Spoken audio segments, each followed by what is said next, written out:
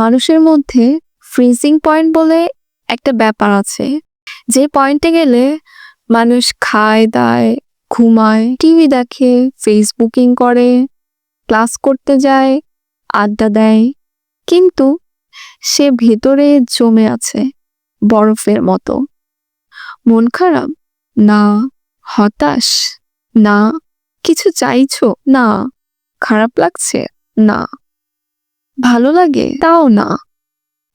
অথচ সে পরীক্ষায় ফেল করেনি, তাকে কেউ ভালোবাসায় তীক্ষ্ণ প্রত্যাখ্যান করেনি, সে ক্ষুধার্ত হয়ে রাস্তায় চট বিছিয়ে শুয়ে নেই, সে শুধু জমে আছে, শুকিয়ে আছে ঝরা পাতার মতো। যে প্রশ্নটা তখন সবচেয়ে বেশি কানে বাজে, হোয়াটস রং উইথ মি?